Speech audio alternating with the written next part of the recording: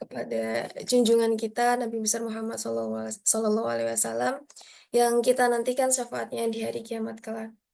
Nah, sebelum itu mungkin untuk menambah keberkahan pada pagi hari ini ya, pada kelas kita, mari kita buka dengan membaca basmalah bersama-sama. Bismillahirrahmanirrahim. Untuk selanjutnya karena mungkin sudah jam 5.22 ya, langsung kita mulai materi di kelas kita hari ini. Untuk Mas Idki masih ada yang perlu disiapkan, Mas? Udah, oke. Untuk selanjutnya adalah penyampaian materi dari Ustadz Sidki. Kepada Ustadz Sidki, waktu dan layar saya persilakan. Oke, terima kasih Yani. Bismillahirrahmanirrahim. Assalamualaikum warahmatullahi wabarakatuh. Insya Allah, apa namanya, sebagaimana dibincangkan sebelumnya, eh, kita apa istilahnya dalam membahas apa namanya korpus korpus ilmu kalam dan ilmu tauhid itu karena kita berakidah itu mengikuti seorang imam dan kita mengenali bahwa kita beragama ini tidak sendirian, kita imam dalam tubuh umat muslim ini tidak hanya satu, maka ada keperluan setidaknya mengenal secara sederhana begitu mengenai imam-imam yang lain gitu, terutama apa namanya pemimpin daripada umat muslim yang apa istilahnya diakui juga kedudukannya itu sebagai Ahlus Sunnah wal Jamaah atau ya the authority gitu, the authority in our religion. Dan tidak hanya yang the authority, kita juga insya Allah kalau ada waktu berusaha untuk menyentuh. Ini kan kita baru masuk ke pembahasan dari nama ke nama begitu. Nanti harapannya saat sudah beberapa nama yang kunci itu sudah dibahas kan, kita akan bahas dari segi alur sejarahnya begitu.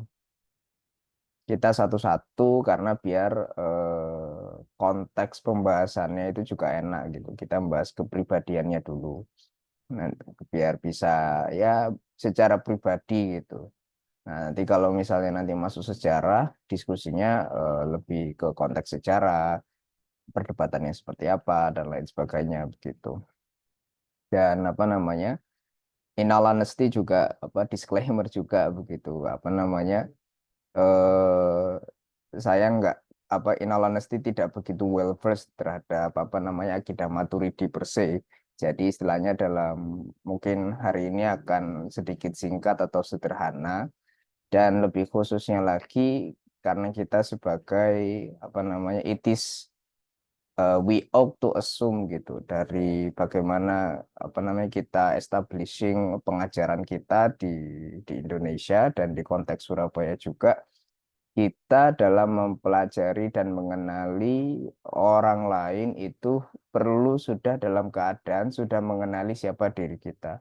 Jadi dalam bingkai ini kita berusaha mengenali Imam Maturidi sebagai Asy'ari gitu. Dan nanti itu apa namanya eh mana tadi Masail al-Ikhtilaf. Saya ingin sekalian case study ya. Case study dengan eh, apa namanya perbandingan antara Asy'ariyah dan Maturidi. Sudah ada apa namanya ulama yang dulu menulisnya gitu. Jadi kita tinggal apa namanya merujuk Masail Masail al-Ikhtilaf. Salah Google dulu. Oh, ini nggak kelihatan ya apa namanya Microsoft Edge-nya. Sebentar.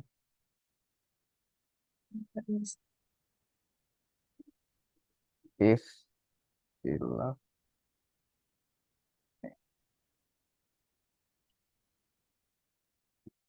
Berarti oke. Jadi ya kelihatan slide-nya sederhana, cuma dua. Ini nanti kita langsung masuk ke, oh kelihatan nggak ini ya? Microsoft Edge-nya kelihatan nggak ini? Ya ini kelihatan nggak? Ini aku buka Microsoft Ini Edge enggak, ini masih di browser. PowerPoint. Oke, coba tak ganti mode. Ya.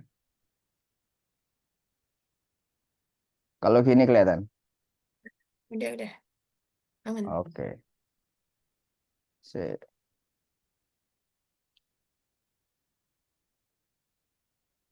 Ini nanti ini kita apa namanya bahas dulu. Oke, Bismillahirrahmanirrahim. Jadi Imam Maturidi ini siapa gitu?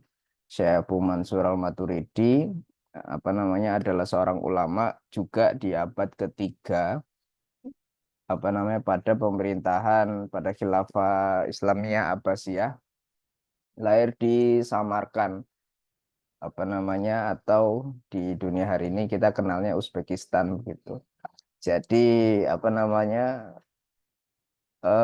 white people-nya orang Muslim itu inilah Imam Al-Maturidi gitu. Orang-orang Hanafi, orang-orang apa istilahnya, orang-orang Hanafi, orang-orang Maturidi ini lebih dekat dengan Eropa Timur begitu. Jadi orang-orang Rusia, Bosnia, dan apa Cina juga gitu sebenarnya. Islam masuk ke Cina itu lewat para ulama dari bagian dunia ini begitu. Makanya kemudian di Turki juga gitu. Itu banyak dari ulama-ulama Hanafiyah dan Maturidiyah gitu. Dan apa namanya dari para sejarawan telah mampu merujuk ini apa? Telah mampu merujuk telah mampu merujuk nasabnya Imam Al-Maturidi ini bersambung kepada Abu Ayyub Al-Ansori begitu. Jadi sama-sama keturunan sahabat sebagaimana siapa Imam Al-Asy'ari gitu. Jadi kayak dramatis ya, kayak di anim-anim gitu. Kita sama-sama keturunan daripada apa namanya saudara perjuangan begitu. Nah, apa namanya? Ya sejarah membuktikan bagaimana mereka berdua juga mempunyai peranan penting begitu dalam eh, memimpin kehidupan beragama orang Islam. Nah, yang menarik untuk kemudian digarisbawahi adalah kalau Imam Al-Asy'ari itu istilahnya belajarnya itu apa namanya mayoritas umur mudanya itu mengikuti Mu'tazilah begitu. 40 tahun itu apa bermazhab Mu'tazilah sangat rasional, dialektik dan apa namanya menganggap Al-Qur'an ciptaan Allah dan lain sebagainya. Itu dan kemudian baru kutip-kutip bertobat di tengah gitu, dapat ilham dan kemudian melawan Mu'tazilah. Sebaliknya, jadi pendekatan Imam Asy'ari itu kan dia berangkat dari kesadaran akan kutip-kutip keinsafan dirinya begitu. Jadi banyak menulis dalam bentuk pembantahan gitu. Makanya banyaknya itu makolat gitu. Imam Asy'ari kan kita lihat karya-karyanya begitu. Namun Imam Maturidi ini apa namanya sudah sejak awal itu madrasahnya itu sudah safeguarded mengikuti alirannya Imam Hanafi begitu secara akidah juga begitu. Nah, jadi bayangannya itu di dunianya di bagian dunia ini di bagian dunia Samarkand ini itu banyak pengaruh Imam Hanafi. Jadi saking besarnya pengaruh Imam Hanafi itu merintang di segi fikih dan juga akidahnya. Walau sebenarnya apa pembagian fikih akidah itu dalam pengajaran agama Islam pseudo kategori juga sebenarnya karena Islam datang oleh para ulama itu dikenalkan secara menyeluruh begitu. Namun sebagaimana kalau misalnya di sisi dunianya Imam Al-Asy'ari itu pada kala itu ada apa Syafi'iyah berkitaran begitu gitu. Tapi pada waktu yang sama dengan hadirnya kalam rasional Mu'tazilah yang segala macamnya itu jadi eklektik per se begitu. Yang sebenarnya bermasalah dan kemudian apa namanya diperbarui oleh Imam Al-Asy'ari itu.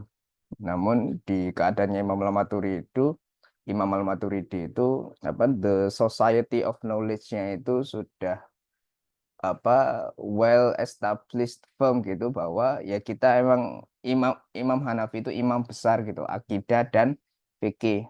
Namun apa namanya secara pengajaran akidah begitu eh, sebenarnya belum menjadi bangunan yang tersistematisasi begitu dari apa namanya Imam Hanafi. Jadi kalau kita ngeliat fikih Akbar itu kan dia poin-poin muatan-muatan ini yang apa kita percaya ini, kita percaya ini, kita percaya ini, kita percaya ini begitu. Nah, apa istilahnya dan karena itu setelah Imam Hanafi itu ada juga namanya akidah Tohawiyah gitu di bagian dunia ini gitu. Jadi apa Imam Al-Tohawi dan juga Imam Al-Maturidi ini dua ulama besar ilmu akidah yang mengikuti pendekatannya Imam Abu Hanifah. Namun kalau Imam Al-Tohawi itu gaya penulisannya lebih kutip-kutip lebih ringkas dan sifatnya itu kridel juga begitu. Ini adalah ringkasan butir kepercayaan ahlu sunnah dalam kurung mengikuti pendekatan Imam Abu Hanifah begitu. Begini, begini, begitu.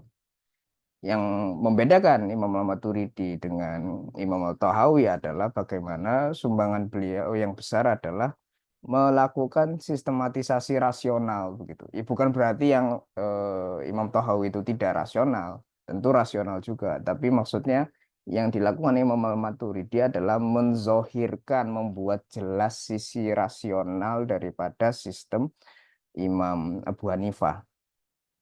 Jadi saat kita bilang apa namanya Imam Maturidi dan Imam Asy'ari ini mutakalim, apa namanya banyak menggunakan daya akal. Itu bukan berarti imam-imam yang para ulama di segi keilmuan lain itu bukan berarti tidak rasional, bukan berarti seperti itu gitu. Kita perlu klarifikasi. Tapi maksudnya apa? Maksudnya adalah ada penonjolan mengenai penjelasan lebih rinci kepada ini sisi rasionalnya, begitu. Yang apa namanya eh, di karya-karya dan pendekatan para ulama lain kerap kali ya tidak ditonjolkan karena bukan itu kepentingannya bagi sisi mereka, begitu. Namun Imam Al-Asy'ari dan Imam Al-Maturidi punya tujuannya kenapa kok perlu ditonjolkan itu gitu. Dan memang ada manfaatnya. Dan konteksnya adalah apa istilahnya? eh, pada kala itu juga sudah mulai marak adanya pengaruhnya Mu'tazilah di sisi dunia ini begitu. Jadi apa namanya? Badan di sisi dunia ini dari apa namanya? Society of Knowledge pengikutnya Imam Abu Hanifah ini berusaha mencari cara bagaimana ajarannya Imam Abu Hanifah ini didapat istilahnya lebih kokoh lagi dalam bingkai adanya syubhat-syubhat baru Mu'tazilah ini begitu yang pada waktu yang sama di di dunianya Imam Al-Asy'ari juga dihadapi begitu dan itu yang dilakukan Imam Al-Maturidi begitu untuk membuat sistematisasi rasional kitab Tauhid, kitab Al-Tauhid gitu.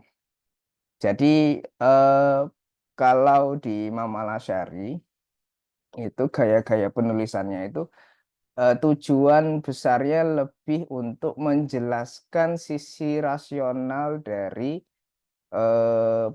bukan sisi rasional maaf apa istilahnya pembelaan rasional dari akidah umat Muslim yang sudah ada sedia kala begitu dan dalam bingkai membantah orang lain, membantah Mu'tazilah maksudnya, membantah yang sesat-sesat.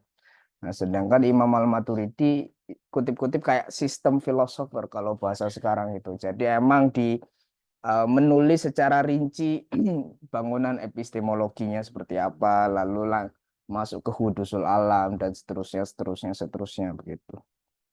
Kalau Imam Asy'ari kita lihat dan tulisan-tulisan para Asy'ariyah itu apa istilahnya langsung masuk Allah wujud kidam bako mukhalafatul hawadisi dan segala macamnya itu gitu. Jadi makanya kalau kalau misalnya secara sederhana begitu dilakukan perbandingan dalam sekilas pandang orang akan melihat oh gayanya gaya penulisannya Imam Al-Asy'ari ini eh, masih masih kutip-kutip lebih dekat ke nas daripada Imam Al-Maturidi. Tapi bukan berarti Imam Al-Maturidi jauh dari nas gitu ya.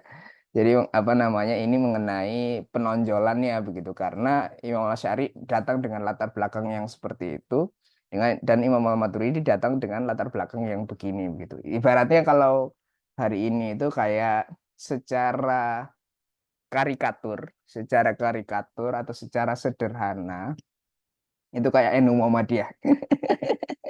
Ya, kalau kalau secara roughly, secara kartun gitu ya. Orang-orang kalau kita ngelihat gelagat antropologis, gelagat kebudayaannya orang Muhammadiyah ini kan kebanyakannya eh, dari latar belakang masyarakat modern yang kemudian ingin kutip-kutip memperjuangkan Islam atau ingin berdakwah Islam gitu, ingin merasakan kehidupan Islam. Jadi berangkatnya dari pengalaman modern itu. Nah, kayak mungkin kalau teman-teman yang istilahnya mungkin punya pengalaman serupa sebelumnya itu tertenggelam dalam pengalaman modern ya udah kehidupan perkotaan atau bahkan jadi liberal segala macam terus dapat hikmah itu merasai agama dalam segi tradisionalnya itu kan jadi haru gitu jadi pingin pingin ada recollection ke sisi sisi istilahnya sisi tradisional itu gitu. Nah, kurang lebih seperti itu bisa kurang lebih mirip-mirip kita memahami Imam Al-Asy'ari. Nah, kalau Imam Maturidi ini kan sudah secara pendidikan dan juga secara sistem itu sudah sejak awal kan sudah selamat Ahlus Sunnah. Sedangkan Imam Al-Asy'ari kan terselamatkan di tengah gitu pada umur 40 tahunnya itu. Nah, terus Imam Maturidi sudah dari awal itu kutip-kutip terjaga dengan pengajarannya Imam Abu Hanifah dan kemudian engaging dengan modernitas akhirnya banyak menulis karya untuk engage itu kayak orang-orang NU yang sudah pesantren lama segala macam terus hidup dengan dunia modern terus banyak melakukan kerja-kerja engaging dengan modernitas begitu. Ini secara sederhana itu memberikan gambaran satu atau dua begitu. Jadi ya kan gitu istilahnya eh, yang berangkat modern itu kemudian jadi gerakannya itu berusaha untuk ke sisi tradisionalnya gitu. Yang kemudian kita lihat bagaimana Imam Asy'ari menulisnya. Terus yang dari tradisional, jadi kalau nulisnya berusaha untuk mendekati sisi rasionalnya, itu kelihatannya jadi sangat rasional walaupun sebenarnya tradisional juga gitu ya. I hope it gets the idea begitu. Makanya eh, kita ini enggak tadi oldest manuscript ada enggak ya? Oldest.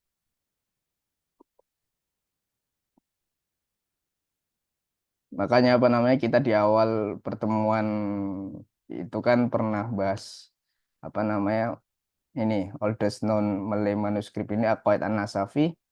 Bab pertamanya kan Haqaiqul Asya, the realities of things. Itu kan berat itu sebenarnya. Langsung zeng bahas ontologi epistemologinya begitu. Nah, gayanya Maturidi itu kayak gitu gitu. Jadi sistem rasionalnya dibakukan dulu gitu.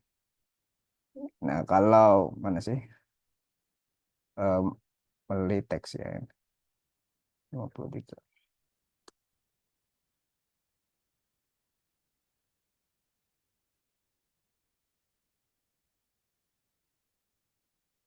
Bukan lah. Halaman berapa kemarin? Ini ya. Fasimil 97.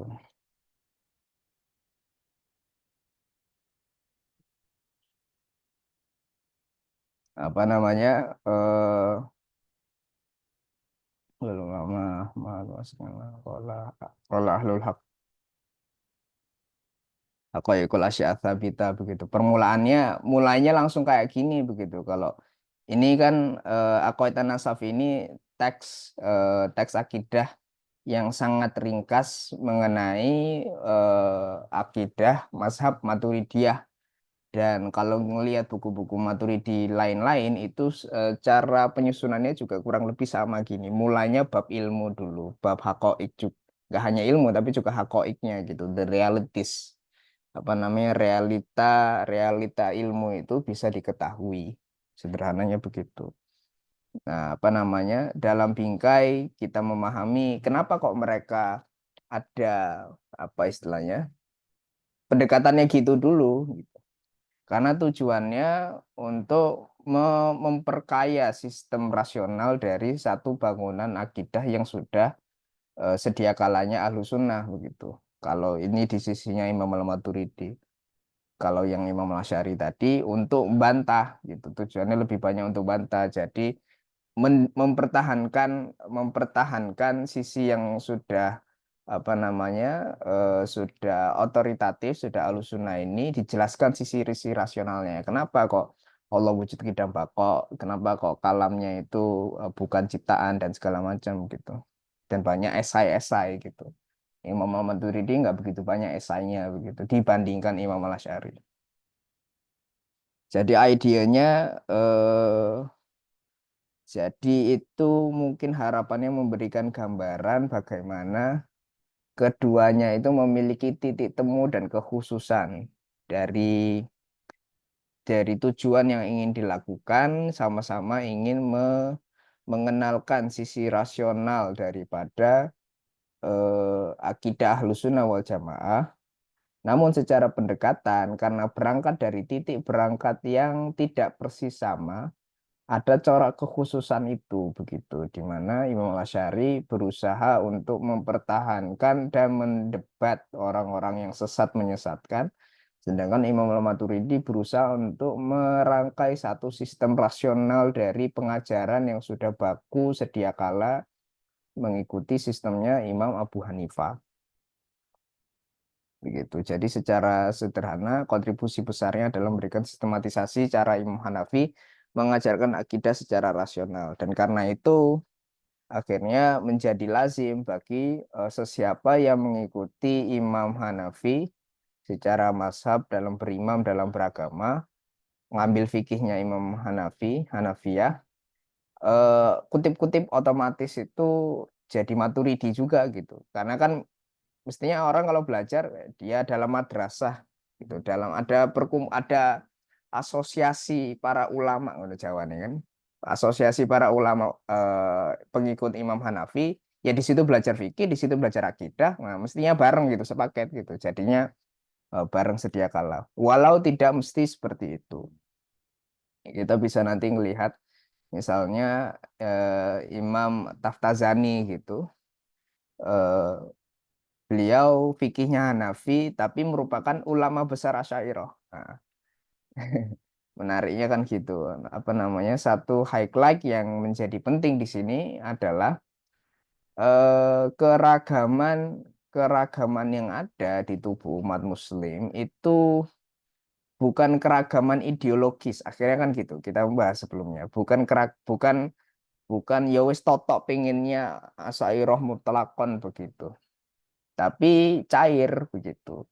Apa ada titik pertemuan antara akidah Asy'ari dan akidah Maturidi yang bahkan matannya itu bisa yang kayak tadi kan matan Aqaid An-Nasafi itu kan matan atau teks akidah Maturidi. Namun itu disyarahkan oleh Imam Al-Taftazani yang merupakan seorang Asy'ari. Dan kemudian banyak perkembangan akidah di kepulauan kita itu juga banyak berpangku kepada syarahnya Imam Taftazani kepada Aqaid Nasafi. Jadi teks aslinya itu ditujukan untuk kalangan Maturidi, tapi diterima oleh kalangan kita itu dalam paham Asy'ariyah. Nah, gitu. Jadi gitu itu lentur biasa saja di dunia ilmiah Islam gitu. Nah, itu kan berarti kalau kalau kita memahaminya itu adalah ideologi, itu bukan ideologi. Ideologi nggak bisa secair itu gitu. Ya kayak lihat apa namanya anak-anak pergerakan mahasiswa itu, oh beda beda nama beda nama perkaderan itu, oh sudah kelompok situ, ah. Nggak bisa cair kayak gitu. Nah, apa namanya ini karyanya sebenarnya ada banyak beliau, namun qadarullah apa namanya ada satu lagi yang ekstan atau masih terjaga gitu, tapi apa lupa judulnya, tapi dua kitab ini yang sering dirujuk yang masih ada yang kita punya secara lengkap begitu. Karena kalau saat kita bicara karya-karya para ulama itu buku yang kita miliki itu adalah buku yang sudah diperiksa dan sudah diteliti. Maknanya banyak sekali kemungkinan bahwa ulama-ulama yang kita kenali itu masih banyak tulisan-tulisannya yang belum diterbitkan begitu. Kan bicara apa namanya?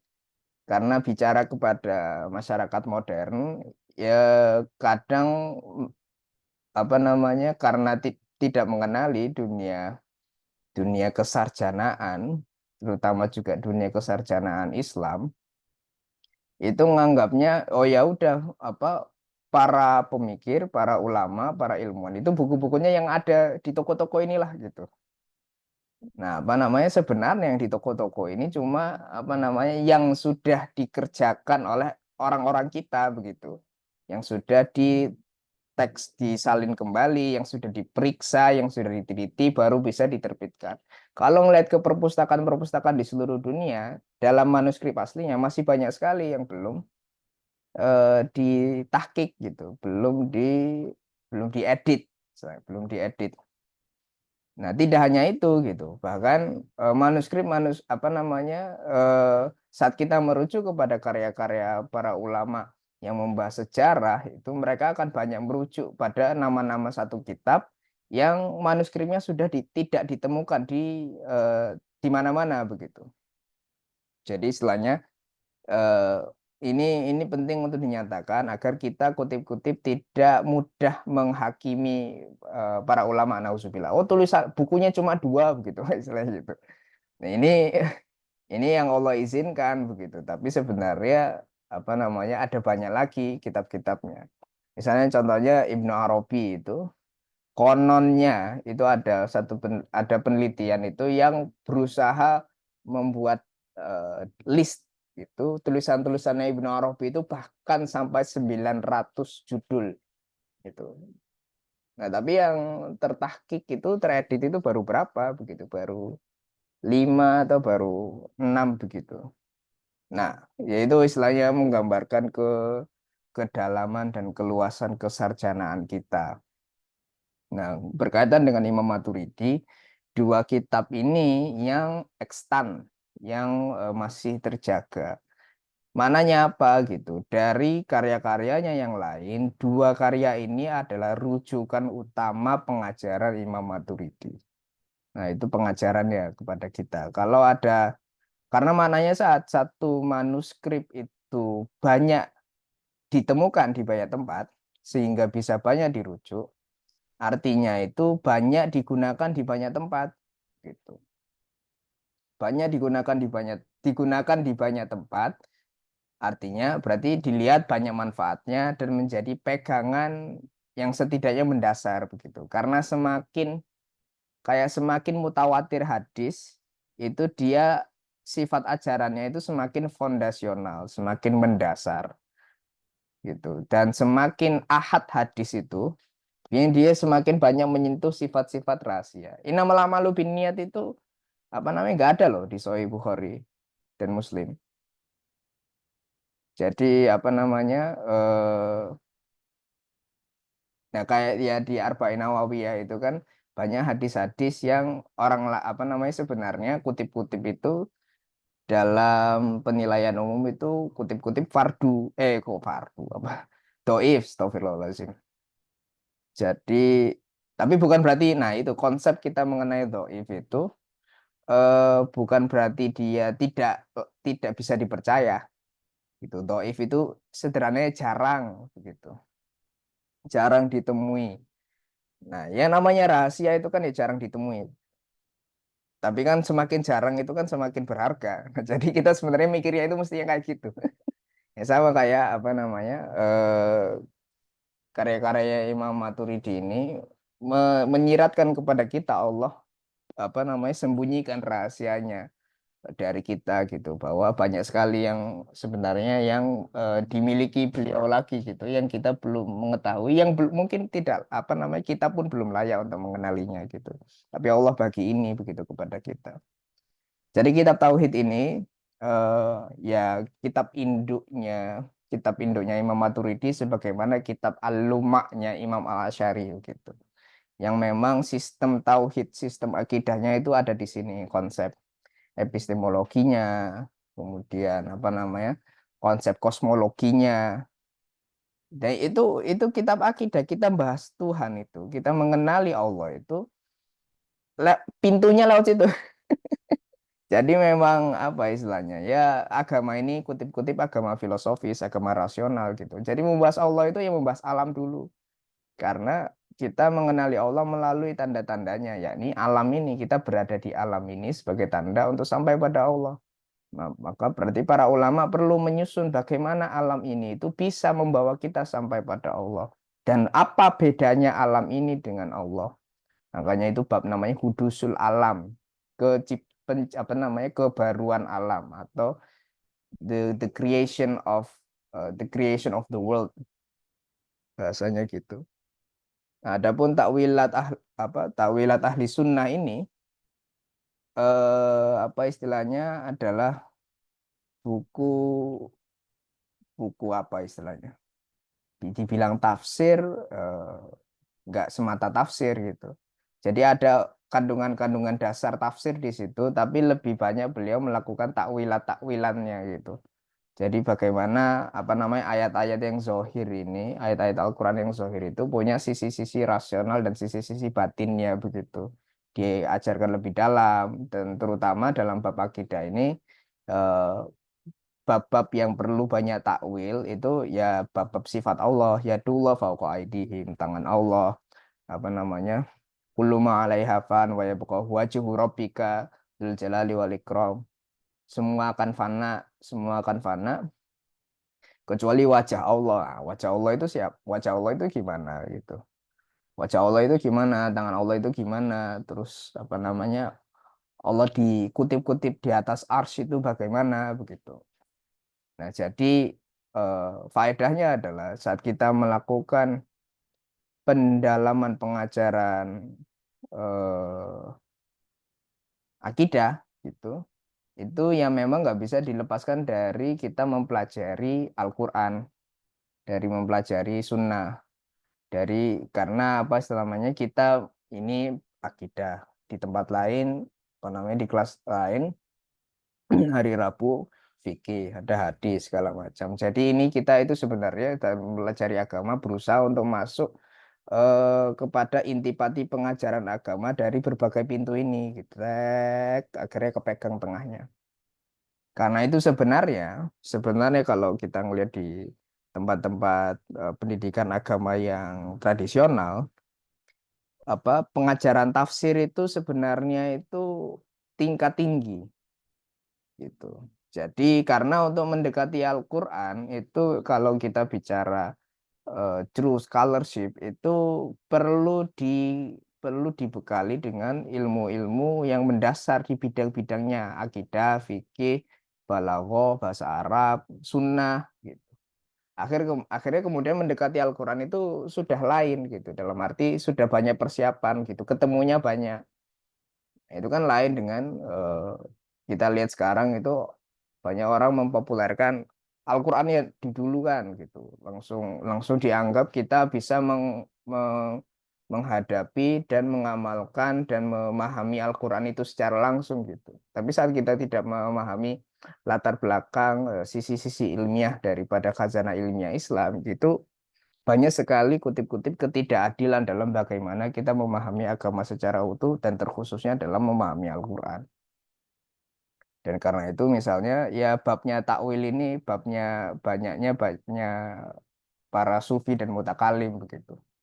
Karena apa istilahnya eh, dari sistem dari pemahaman mengenai ketuhanan yang sudah terberi itu menjadi pijakan untuk kemudian para ulama membahas hal-hal yang jauh lebih terperinci lainnya di dalam Al-Quran.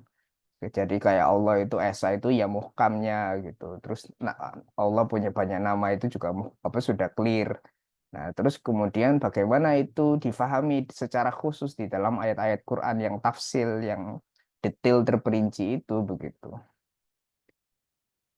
Nah, apa Islam makanya tidak aneh untuk kemudian Imam Maturidi punya karya tentang Al-Quran gitu, takwil takwil ahli sunnah ini begitu. Jadi saat kita ini dalam bingkai untuk kita memahami keluasan kesarjanaan para ulama kita. Nah, apa namanya? Ini karya-karyanya. Terus kan tadi kita ingin membahas bagaimana apa istilahnya kita sebagai apa namanya Asy'ariyah ini memahami kalangan Maturidi, memahami Imam Maturidi dan para pengikutnya. Maka makanya mau masuk ini adalah buku yang ditulis apa namanya Ibnu Kamal Pasha, jadi seorang ulama di zaman Utsmaniyah gitu pada zaman kejayaannya apa Khilafah Islamiyah itu di mana ya namanya Khilafah Islamiyah apa namanya di penzahiran kekuasaan umat Muslim yang tertinggi eh, jadi sifat apa istilahnya sifat kehidupan beragama di Turki secara khususnya itu sudah sangat kosmopolitan kalau bahasa kita sekarang.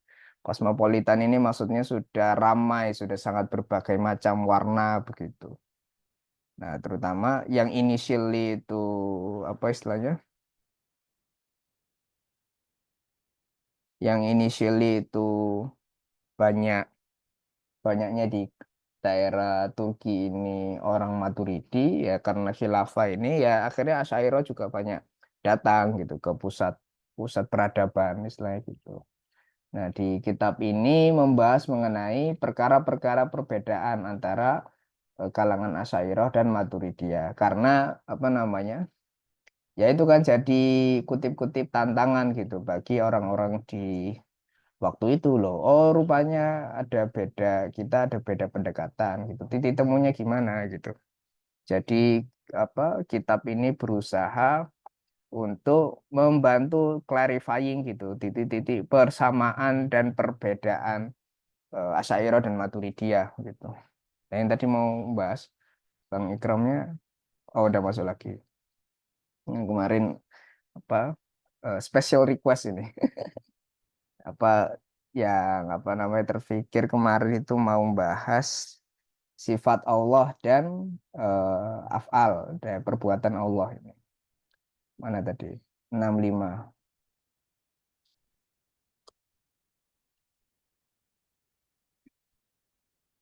Jadi sebelumnya berapa ini? Ada 12 kira-kira menurut Syekh Ibnu Kamal Pasha ada 12 perkara. Ada 12 perkara di mana ada perbedaan terperinci antara kalangan Asy'ariyah dan kalangan Maturidiyah. Namun juga dalam pembahasan 12 perkara ini itu pun dibahaskan juga kalau sebenarnya ini tidak esensial. Perbedaannya itu tidak esensial dalam arti maksudnya itu sama gitu. Tapi ya karena itu kalau di kalangan umat beragama ini kalau kita tidak memahami makna perbedaannya akhirnya jadinya confusion. Tidak hanya ya confusion itu menyebabkan permusuhan, ragu-ragu, curiga, dan segala macam. Karena misalnya kalau kita baca buku-bukunya para orientalis itu akan dapat kutip-kutip penyederhanaan. Oh, apa namanya? eh Maturidi ini lebih dekat sama Mu'tazilah begitu. Itu banyak diulang itu misalnya. Oh, apa namanya? Asy'ariyah ini terlalu doktrinal, Maturidi ini lebih dekat ke Mu'tazilah gitu. Nah, kategori-kategori seperti ini itu tidak membantu kita mengenali agama kita lebih baik karena apa namanya? Ya, katakan kalau sistemnya Imam Al-Maturidi lebih menonjolkan sisi rasionalnya, tapi bukan berarti ya serta-merta layak disandingkan secara kemiripan itu dengan kalangan yang sesat, katakan begitu. Nah, karena itu saat kita membahas berbagai perkara, bahasa kita dan cara perungkapan kita itu perlu sesuai agar tidak mengelirukan. Misalnya apa namanya orang orang ini suka orang lebih banyak ada teman lebih aktif membela kegiatan membela kehidupan kerakyatan segala macam, oh dia agak komunis gitu. Itu tidak membantu kita mengenalinya lebih baik begitu. Orangnya agak tertutup, oh dia agak kapitalis, agak individu, agak liberal gitu karena hidupnya mementingkan dirinya sendiri gitu. Jadi apa namanya, dan kategori-kategori itu di dunia modern kita hari ini banyak terlempar begitu kan dalam kehidupan kita beragama. Terlalu NU, terlalu Muhammadiyah. Nah, itu kadang juga sebenarnya bukan kategori yang real gitu. Dalam arti itu kategori semu yang tidak menggambarkan kita kehidupan beragama kita yang sebenarnya. Nah, dalam bingkai adanya kebingungan-kebingungan itu, kita perlu mendengar bagaimana para ulama kita menjelaskan kepribadian kita apa adanya gitu. Nah, itu kan dalam bingkai kita eh wajalnakum syu'uban wa qabaila lita'arafu. Karena itu kita bahas ini. Jadi perkara isim dan musamma. Ini ada anak komunikasi nggak? Ini kan bahas ini apa? The the sign and the signified gitu kan. Bahas semiotika juga ini. Al isim wal musamma. Nah, apa namanya? Mengenai apa nama dan yang dinamakan. Jadi berkata bab ini apa namanya menurut menurut kalangan Maturidiyah al isim wal musamma wahidun gitu. Jadi yang nama dan yang dinamakan ini esa jua hakikatnya gitu. Ini perkara yang sama gitu. Jadi eh, Yani ya namanya Yani dan Yani itu ya sama aja gitu. Mau dipahami Yani sebagai namanya dan Yani sebagai hakikatnya itu sama aja gitu. Misalnya nggak perlulah dibeda-bedakan gitu, sama aja gitu namanya nama itu. Nah tapi bagi Asy'ariyah bitaghayyir bainahuma wa baina tasmiyah gitu. Jadi tapi di kalangan Asy'ari itu dirincikan kalau hati-hati nih kita perlu membedakan yang namanya isim dan musamma gitu. Dan apa namanya bitaghayyir dengan pembedaan di antara keduanya al-isim wal musamma dan di antara penamaan gitu. Wa minhum man qassama al ismu ila thalathati aqsamin qismu ainuhu wa qismun ghairuhu wa qismun laisa bi ainihi wala bi ghairihi. Jadi apa namanya, dan dari kalangan Asy'ariyah juga ada yang membahaskan nama ini, nama dan yang dinamakan itu menjadi tiga perkara gitu. Jadi yang namanya nama yang namanya nama yang namanya nama Yani misalnya, kalau kita panggil nama Yani itu dari nama Yani itu ada yang menunjuk kepada esensinya Yani sendiri. Tapi bicara nama itu ada juga sisi yang selain Yani gitu, dalam arti karena Yani YANI kan Yani ini bukan huruf toh gitu. Yang namanya kepribadian Yani ini bukan huruf gitu. Jadi saat ada nama Yani itu ya sama-sama kita menunjuk kepada wujudnya Yani berkerudung segala macamnya ini. Tapi ada juga sisi yang ya hurufnya itu, katakan begitu. Atau misalnya Yani anak yang solehah gitu misalnya. Yani sang anak yang soleh, kan bicara nama Allah itu kan apa nah Allah yang Rahman Rahim Malikul Kudus gitu. Nah saat kita misalnya Yani ini adalah anak yang solehah, saat dibilang anak yang solehah secara khusus Itu yang nunjuk ke Yani secara kepribadian. Tapi yang namanya anak solehah ini juga ada maksud tersendiri selain Yani secara khusus. Saya gitu. Kayak namanya Allah yang apa namanya Ar-Rahman. Gitu.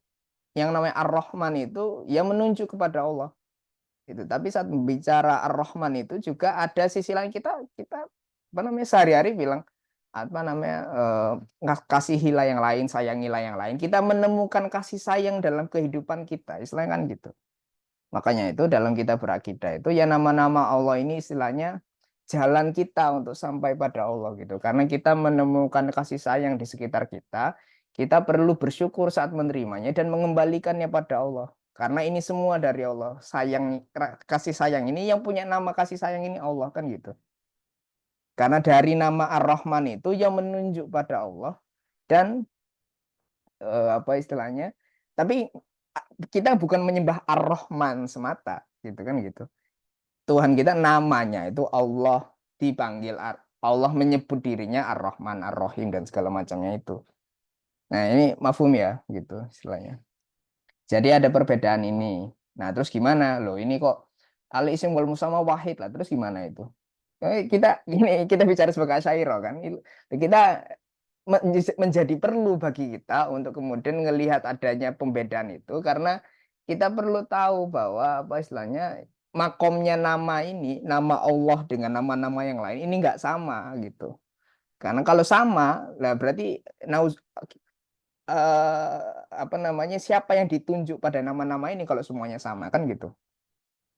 Jadi makanya itu dalam akidah kita Allah ini, nama Allah ini Ismul A'bom, nama yang paling mulia istilahnya gitu.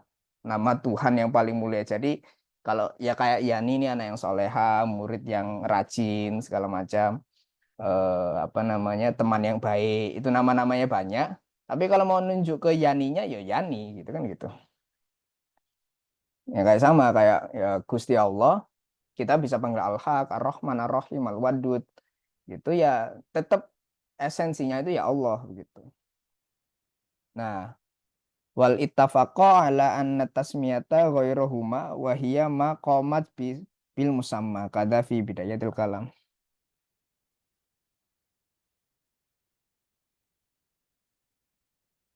Jadi apa ini namanya dan apa namanya ada kesepakatan walaupun ada perbedaan ini ada kesepakatan bahwa apa namanya eh yang penamaan itu apa istilahnya nama-nama yang Ar-Rahman maqamat bil musamma istilahnya itu sifat-sifatnya ini Allah itu Ar-Rahman sifat-sifat Ar-Rahim itu kenapa ada nama itu ya karena yang dinamai itu memilikinya sehingga sifat itu ada kan gitu.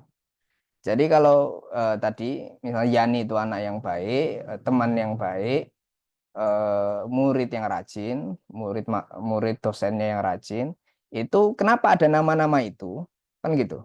Kenapa ada nama-nama itu? Ya karena Yaninya yang memiliki yang apa namanya mengizinkan nama itu ada pada dirinya kan gitu. Ya karena Yaninya rajin ya makanya dipanggil Yani murid yang rajin. Yaninya baik ya makanya dipanggil anak yang baik segala macam.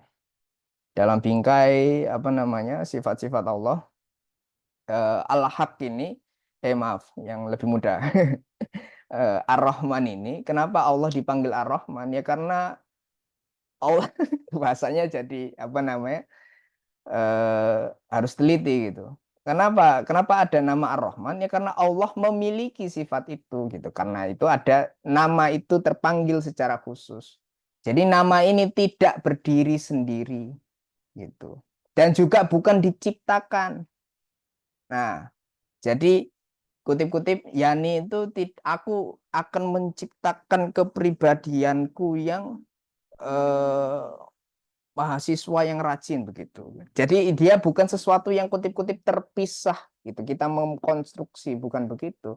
Tapi ya dengan laku dirinya Yani yang demikian itu kemudian ternisbah nama gitu. Ya dirinya Yani ini melakukan rajin dalam kaitannya dengan dosennya, maka ada panggilan itu mahasiswa yang rajin. Nah, karena Allah memang lakunya itu menyayangi, ya namanya ada nama Allah yang menyayangi itu Ar-Rahman itu gitu. Nah, tapi apa namanya? Kan kalau kalau kita diajari seperti itu memahami kan bagaimana ada pembedaan itu. Ada tujuan pembedaan itu di kalangan Asy'ariyah. Nah, di kalangan Maturidiyah ada tujuan penyamaannya. Jadi apa namanya melihatnya dari segi berbeda itu ada maknanya penting juga, melihatnya ada kesatuan itu pun juga ada maknanya penting juga. Al ismu wal musamma wahidun itu kenapa ditegaskannya gitu wahid, karena apa istilahnya pada akhirnya ya ujung-ujungnya nama ini membawa kepada zat. Nama ini ya kita bicara nama ini ya tujuannya apa, tujuannya sampai kepada yang dinamai gitu. Jadi apa istilahnya itu pendekatannya para Maturidi itu untuk bilang al-ism wal musamma wahidun, yang ditunjuk itu satu gitu. Musamma menunjuk pada dirinya dan dia tertunjuki melalui namanya. Kan itu satu jua.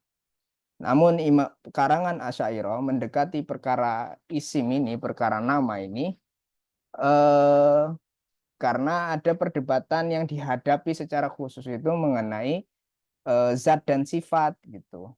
Kalau Mu'tazilah itu apakah Allah menciptakan nama-namanya itu?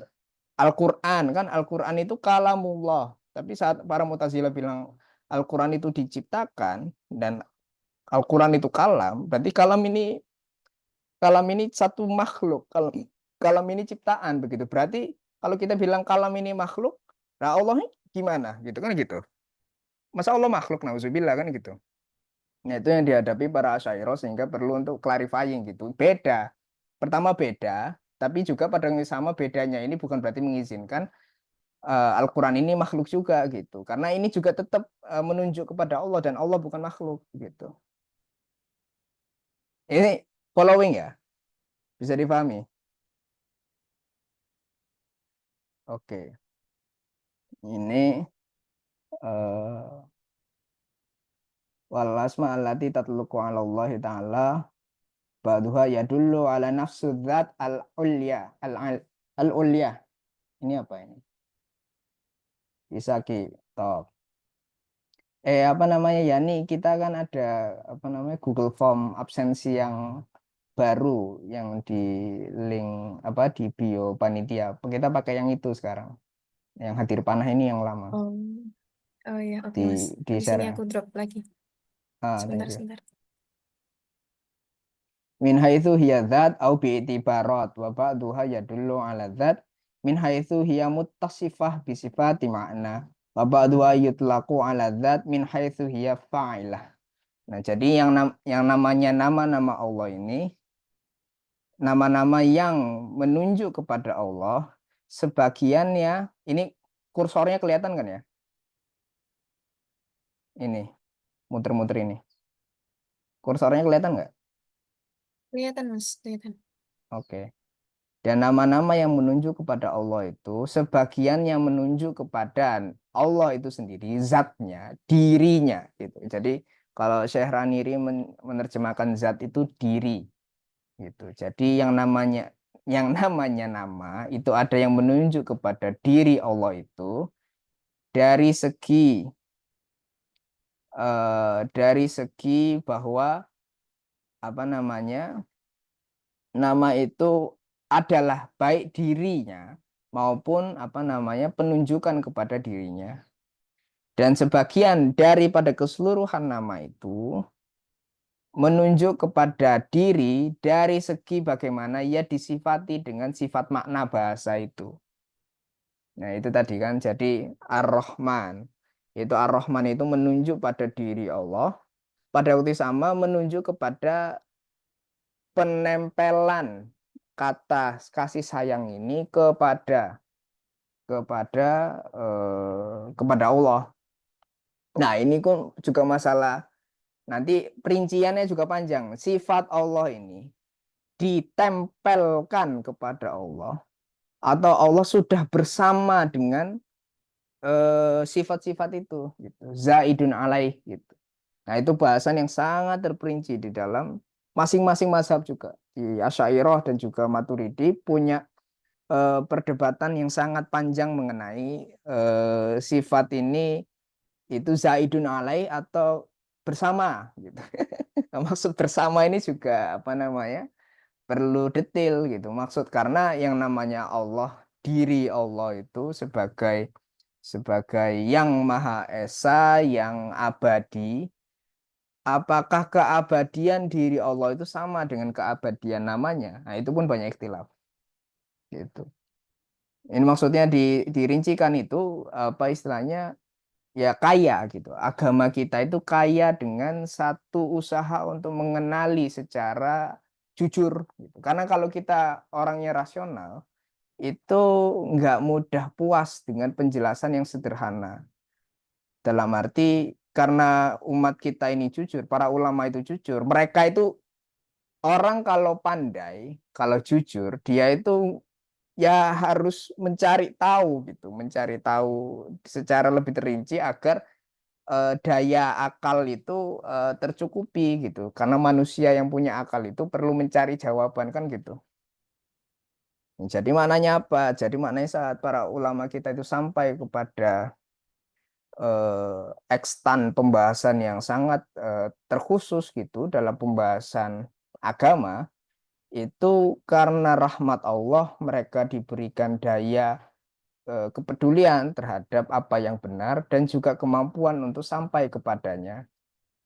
Jadi ini kecil saja sebenarnya bab ini gitu dari apa namanya pembahasan khazanah ilmiah yang lebih tinggi gitu. Tapi it must give an idea kalau ya menyembah Allah itu bukan karena ya Tuhan ini apa yang namanya Tuhan ini nyuruh-nyuruh yang punya semua gitu. Jadi kita ikut aturannya checklist. Kalau nggak ikut masuk neraka, kalau ikut masuk dapat surga segala macam gitu. Tapi apa namanya itu untuk beribadah itu untuk mengenal Allah gitu. Nah, gimana untuk beribadah kalau kenal Allah saja tidak? Gimana untuk mendapatkan kasih sayang Allah kalau mengenal saja tidak gitu. Jadi nama-namanya itu kita bab nama menjadi penting karena kita ingin mengenali Allah. Nah, ini bab asma ada yang atau ini mau ke contoh lain atau didiskusikan dulu yang ini.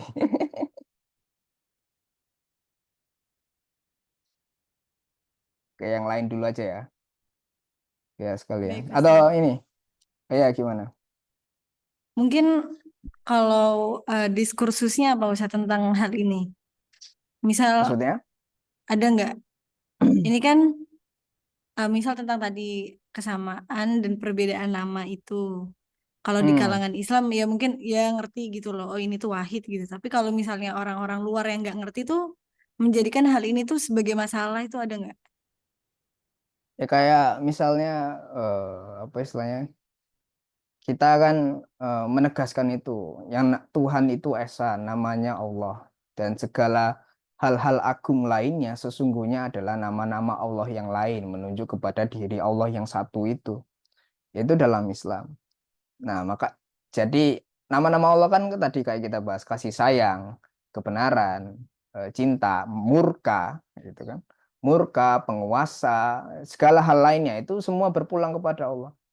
Nah, kami coba lihat ke masyarakat Yunani kan, yang menguasai petir itu satu, yang menguasai cinta itu satu, yang menguasai kebijaksanaan itu satu gitu, macam-macam gitu. Dan itu kan namanya nama Zeus, nama Gaia, nama Prometheus, nama ini itu nama-nama lain menunjuk kepada diri yang lain juga, kan gitu. Ya, kalau di Hindu juga Brahma, terus Krishna segala macam itu nama-namanya lain, tapi menunjuk pada diri yang lain. Nah, terus di Trinitas Kristen juga apa namanya ada Bapa, Anak, Roh Kudus. Mereka akan berusaha bilang ini nama mereka berusaha untuk apa? Mereka dalam kebingungan untuk berusaha mempertemukan bagaimana nama-nama Bapa, Anak, dan Roh Kudus ini nama yang sama apakah berarti dirinya sama atau beda? Maaf, nama-namanya beda ini apakah mereka ini satu atau tiga? Kan gitu. Karena mereka selalu bilang Bapa, Tuhan, Bapa, Tuhan, Kudus. Terus anak ini siapa? Yesus. Yesus itu yang mana? Yang kemudian mendarah menjadi manusia dan kemudian mati dan apa segala macam. Apakah itu diri yang sama? Kan gitu. Diri yang sama dengan kutip-kutip Bapa begitu. Nah, ini pembahasan dalam bahasa kita, pembahasan asma gitu. Nah itu tidak reconciled properly gitu di dalam Trinitas Kristen. Makanya dalam Kristen juga ada yang saya baru ketemu kemarin itu, ada yang japri, teman Kristen dulu di Unpad itu, apa sebenarnya saya nggak setuju juga gitu kalau Tuhan Kristen itu dibilang 3 sudah jelas 1 gitu. Oh udah asyhadu ya aku pengen langsung tak chat asyhadu gitu. Tapi idenya orang Kristen saja belum sepakat gitu. 3 atau 1 itu juga eh, perdebatan panjang gitu. Yang kalau bagi hal-hal mendasar itu perdebatannya masih panjang, itu kan juga kutip-kutip merisaukan gitu. Apa jadi ada kebenaran yang yakin gitu dalam agama ini gitu. Jadi bicara bab asma ini itu sebenarnya sangat dekat dengan diri kita saat ya kita melihat orang Yunani itu membeda-bedakan kekuatan-kekuatan itu dipulangkan kepada kepribadian yang berbeda-beda. Nah, bicara dunia modern, ketenangan, kebahagiaan, keindahan, seni, kebenaran itu sains. Pembedaan dunia ini itu membedakan nama-nama ini berpulang kepada dua perkara yang berbeda gitu. Ya, makanya Allah itu kan Al-Jamal juga. Allahul Jamal wa yuhibbul Jamal kan gitu. Jadi keindahan, kebenaran, karena ini semua itu nama-nama Allah, itu pertama jangan dipisah-pisahkan. Itu kan satu. Jangan dipisah-pisahkan. Tapi kemudian memahami keesaannya bagaimana. Nah, kan gitu. Nah, makanya pengajian tauhid itu menjadi penting agar kita memahami bahwa yang indah itu yang benar dan yang benar itu pun indah. Jadi dalam usaha pencariannya itu jangan dipisah-pisahkan gitu. Jadi sama-sama saat kita berusaha untuk mencari kebenaran, kita lakukan dengan indah.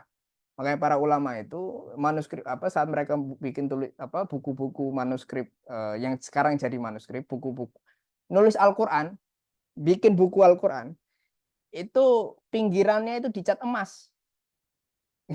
Untuk apa coba? Ini kan berarti emang secara pandangan hidup itu dari bagaimana Islam dikenalkan kepada kita, ya kebenaran dan keindahan itu satu perkara yang sama. Jadi ya itu saat kita bicara sains secara khusus gitu, bicara bicara kesejahteraan manusia itu bukan hanya manusia itu bisa apa istilahnya hidup makan gitu, ada duit. Tidak hanya itu, tapi juga bagaimana hidup badannya, hidup hatinya gitu. Hidup badannya artinya apa? Dia itu apa namanya tercukupi secara kehidupan mendasar, bisa makan, apa namanya punya ruang segala macam dan bagaimana ruang itu juga membawa kepada pendalaman kesehatan jiwanya, bisa merasakan keindahan, bisa bersyukur dan segala macam. Jadi itu masuk kategori kesejahteraan manusia misalnya gitu mestinya. Jadi saat kita bicara bangun gedung, itu bukan hanya gedung yang kokoh, tapi konsep kokohnya dan cara untuk membuat apa namanya mengokohkan gedung itu dalam bingkai membentuk keindahan juga. Jadi ya bicara bicara anak-anak arsitek itu enggak hanya meme-nya itu kan apa sih? Engineer and arsitek itu mereka debat-debat. Arsiteknya bikin indah-indah. Ya, habis itu apa engineer-nya kesel gitu. Ribet banget gitu. Kan suka gitu meme ya guyu ngerti berarti. Nah, itu kan meme-nya kayak gitu. Apa namanya? Saat kita bicarakan itu secara serius, ya semestinya lazimnya seorang arsitek itu pun memahami bagaimana konstruksi bekerja dan seorang konstruktor itu juga mesti dalam upaya untuk bikin bangunan yang indah. Tidak hanya bangunan yang indah per se, tapi indah di tempat ini. Akhirnya perlu tahu apa namanya gedung ini ditaruh di tempat ini, lingkungan seperti ini sudah sesuai enggak dengan kondisi tanahnya, dengan kondisi masyarakatnya, gedung seperti apa yang mau dibuat, dengan rasa keindahan seperti apa. Harus belajar antropologi juga, gitu kan gitu. Nah, jadi istilahnya makanya, tapi bukan berarti nah kita bicara antropologi ini arsitek dan ini jadi Ini kan kategori-kategori kutip-kutip ilmu modern seakan-akan terpisah jauh. Padahal ini sama-sama bab manusia dan alam gitu. Yang itu menyentuh sama-sama bareng satu gitu. Nah, apa istilahnya? Ya kita makanya di konsep edu itu membahas pengislaman ilmu kontemporer karena untuk menjelaskan sisi keesaannya itu di mana begitu bahwa kita bisa loh untuk mendekati kebenaran dan keindahan pada waktu yang sama. Makanya itu Prof. Alatas itu pas bikin istek gitu kan, pas bikin istek. Jadi Prof. Alatas kan arsiteknya sendiri yang bikin blueprintnya itu sendiri. Ada nggak? Bisa nggak kita lihat istek blueprint?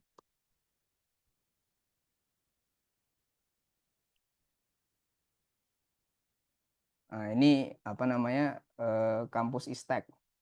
Ini Prof. Alatas yang apa namanya yang ngerancang desainnya dan juga furniturnya itu beliau sendiri, Prof. Alatas sendiri. Nah, terus kan ngajak tukang kan, ngajak tukang. Tukangnya diarahkan gini gini gini.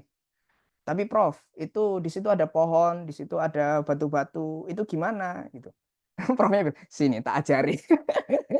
Profnya itu ngajari tukang. Cara bikin tekniknya kamu kayak gini, dilewati pohonnya jangan dipotong gitu. Terus apa banyak kemarin baru dari Istek mereka cerita gitu. Kita banyak diajari sama Prof gitu. Bu, kita udah digaji, kita diajari gitu. Oh, gini tuh cara menyesuaikan apa namanya? Ini kan di gunung kan, deket gunung.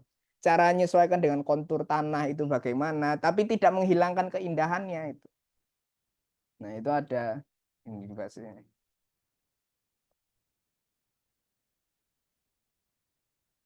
Ini bukunya Bowesar. Ini apa didokumentasikan sama anaknya gitu bagaimana Prof. Alatas merencanakan pembangunan Istek itu. Dari blueprintnya, dari cara menyesuaikan dengan lingkungan sekitar kan gitu kalau bikin bangunan. Jadi ini semestinya memberikan ini kan, lihat ganteng beliau bikin ini, bikin blueprintnya. Jadi idenya itu kita perlu yakin kalau sebenarnya keindahan dan kebenaran dan kekokohan itu bisa bareng-bareng. Kalau kita belum tahu ya karena kita belum tahu aja. Ya, jangan dikte yang lain nggak tahu, oh, ini dunia lain gitu. Ya kita yang nggak tahu gitu. Nah, jadi akhirnya kalau kita mengenali kalau the big corpus of our Society of Knowledge. Ini kok bahasa kita dari sini.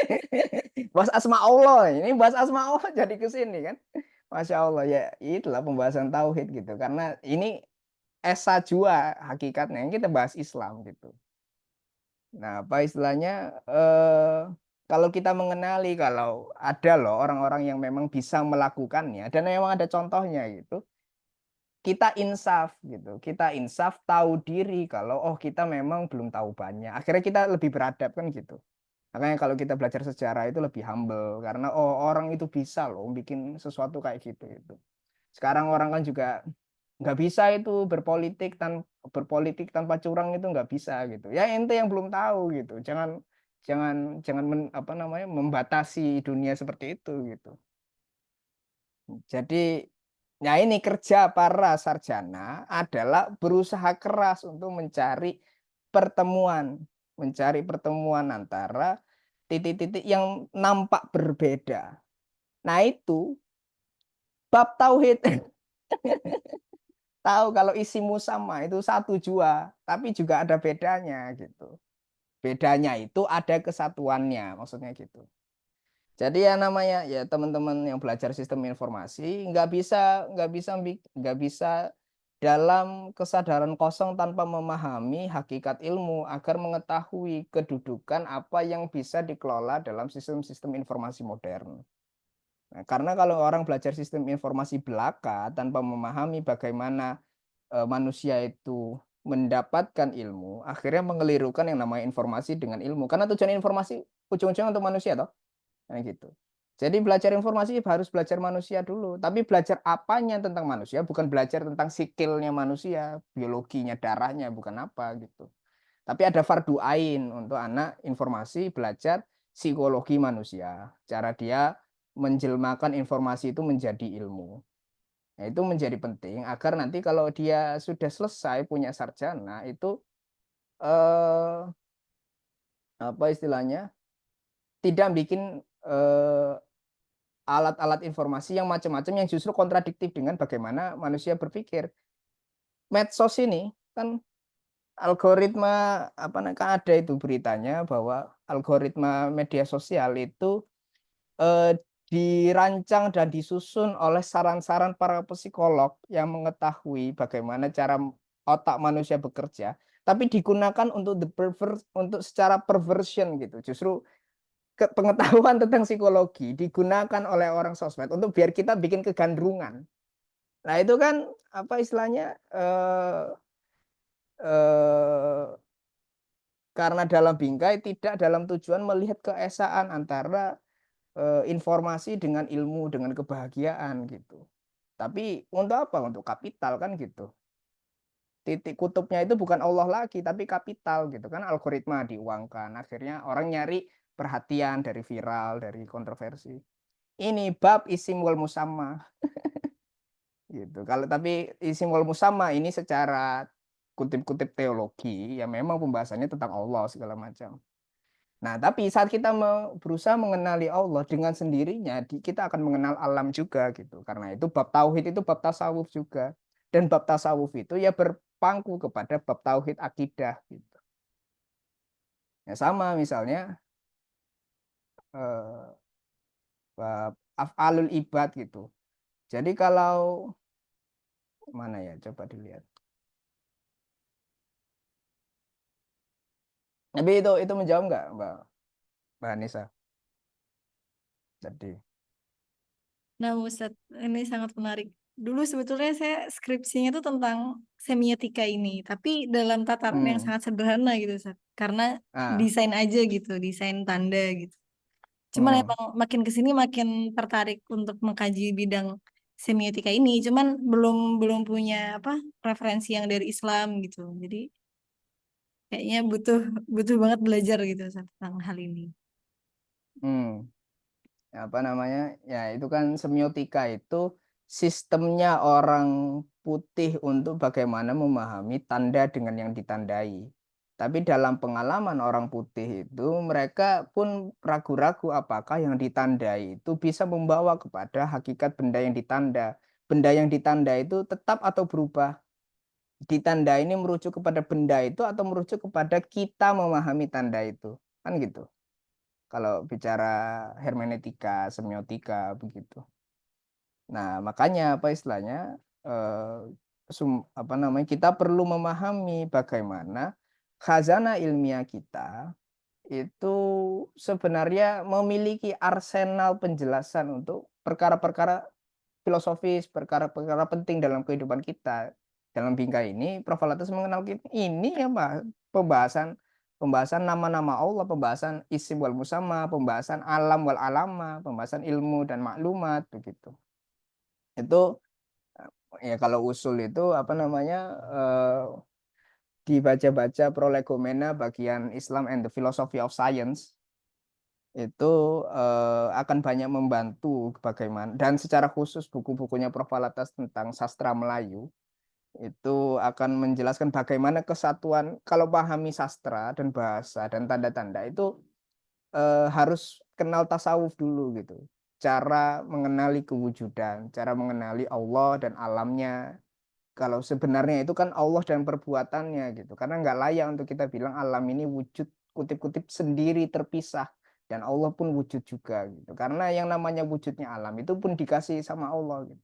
Jadi saat kita bilang namanya seakan-akan dia itu wujud terpisah, itu kayak pantes tahu. Jadi sebenarnya Allah dan perbuatannya.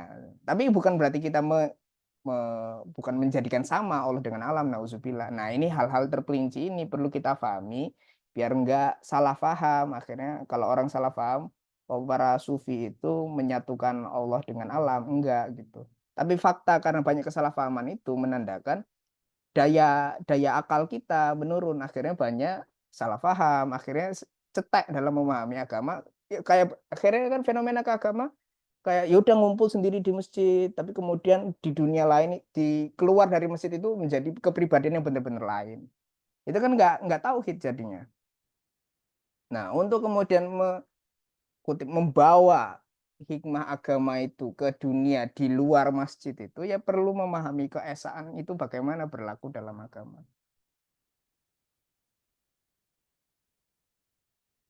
Gitu, insya Allah. Ini Bang Ikram. Berarti premis nama Allah melekat kepada zatnya sehingga kalam Allah itu bukan makhluk. Jadi bantahan kepada pemikiran Mu'tazilah yang memperdebatkan Al-Quran itu makhluk ya. Apa istilahnya? Itu bukan bantahannya per se, tapi itu posisinya.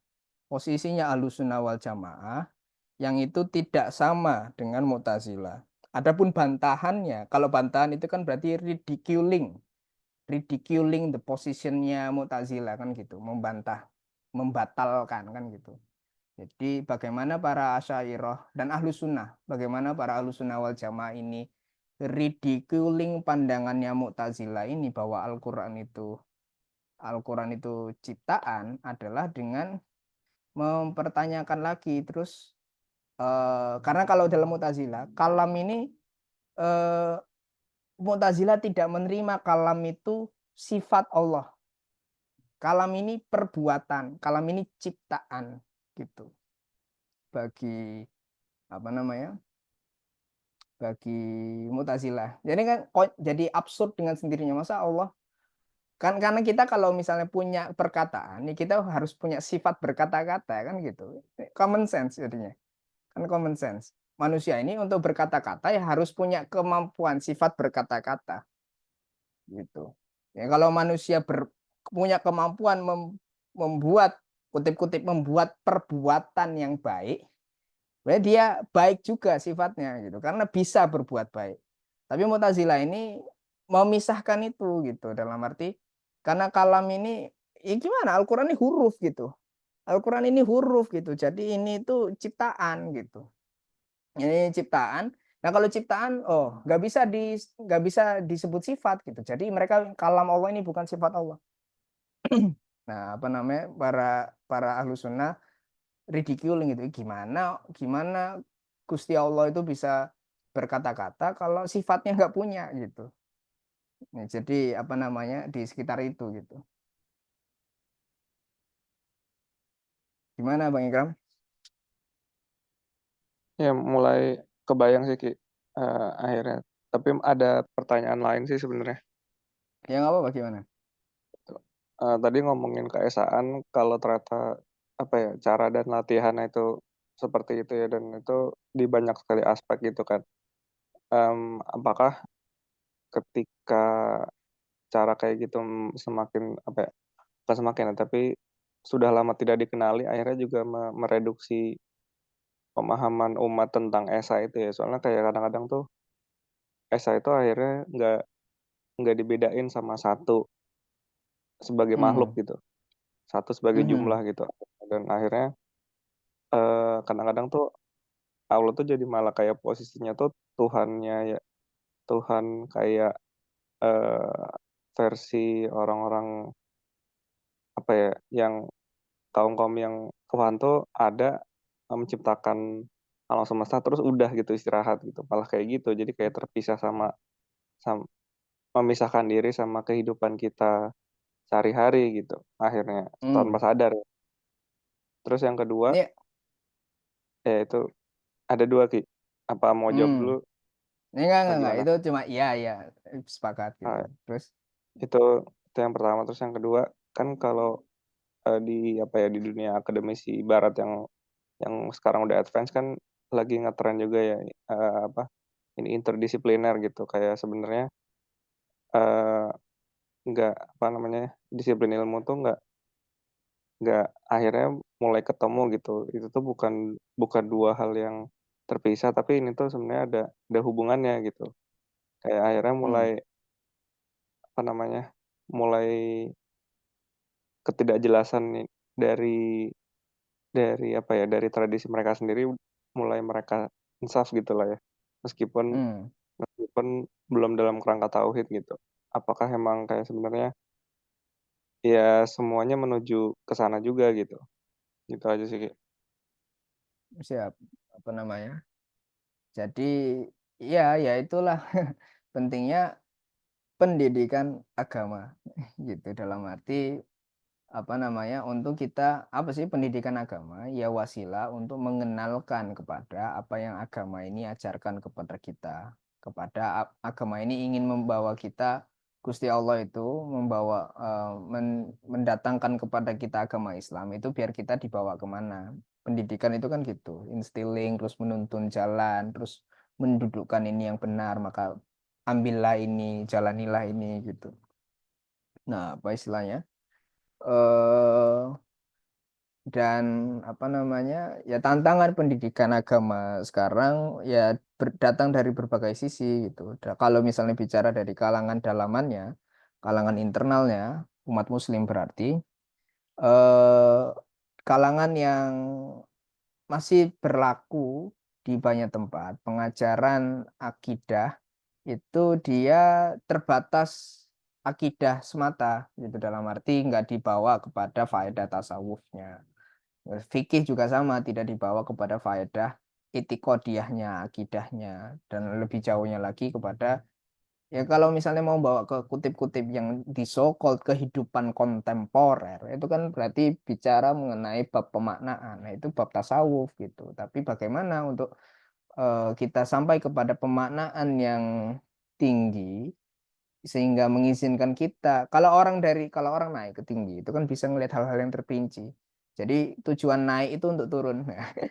Karena kalau bab tauhid itu apa namanya, di misalnya Syekh Al-Junaid itu menjelaskan tauhid itu, kita ini tujuan tauhid itu apa? Tujuan tauhid itu menaklukkan diri. Jadi tujuan kita mempelajari sifat-sifat Allah, nama-nama Allah, terus bagaimana apa namanya, eh, bagaimana mengenali Allah, adabnya menuju pada Allah, kemudian mengenai ciptaannya dan segala macam itu untuk menaklukkan diri. Kenapa maksudnya menaklukkan diri? Karena kalau kita sudah bertauhid itu mengembalikan semuanya kepada Allah, semuanya kepada Yang Esa.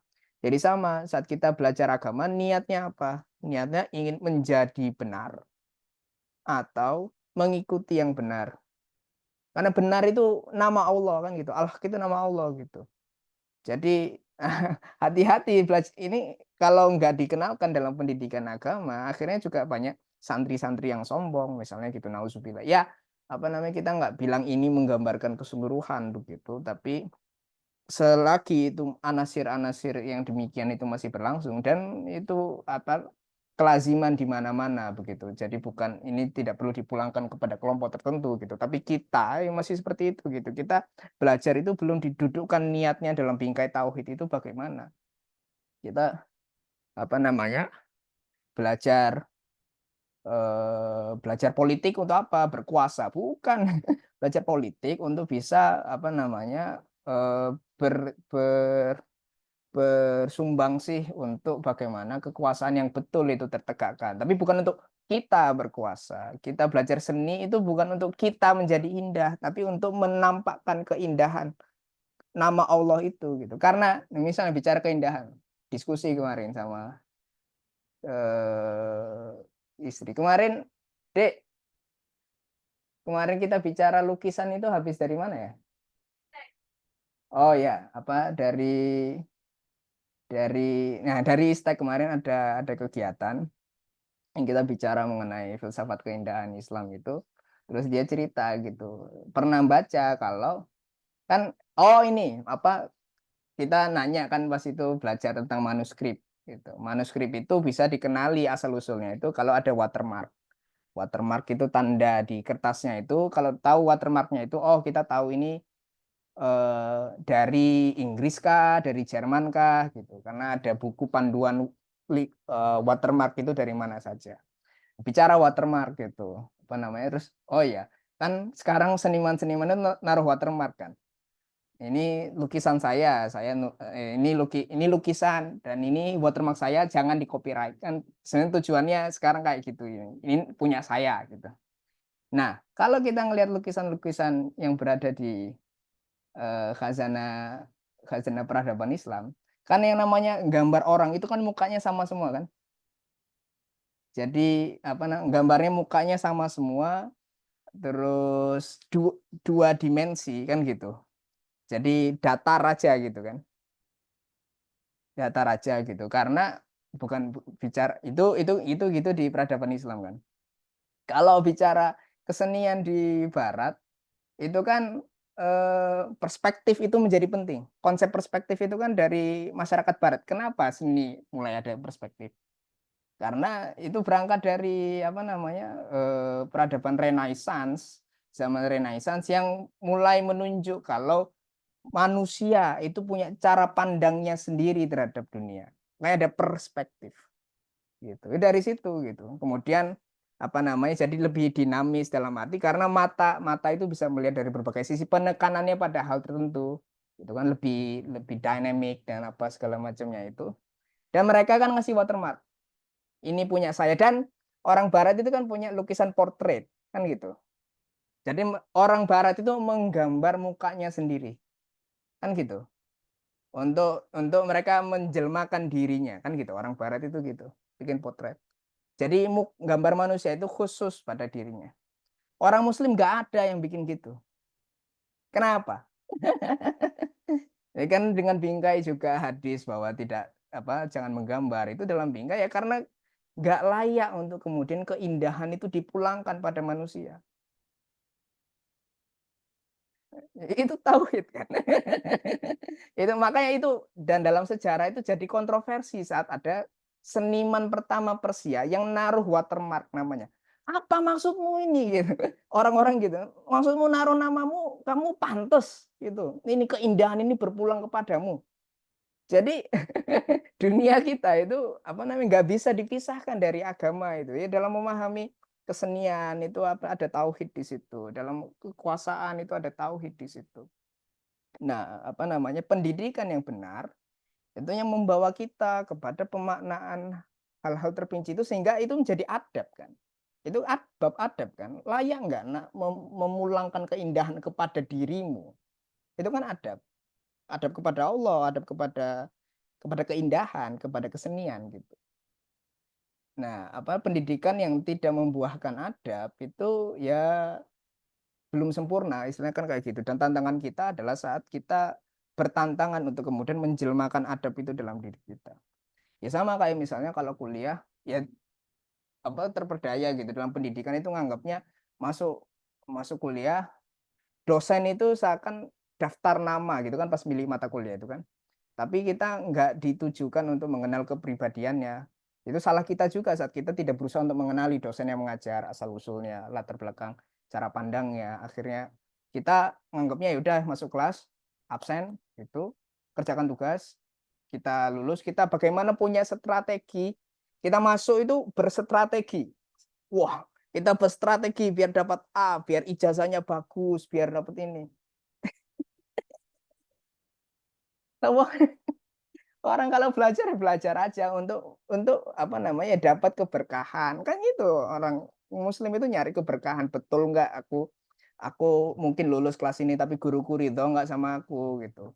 Aku sudah karena dosen ngerjakan murid banyak itu, kalau muridnya nggak nyari keberkahan ya dosennya nggak akan kenal juga gitu.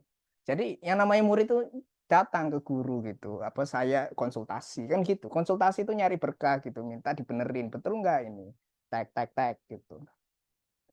Nah itu pendidikan.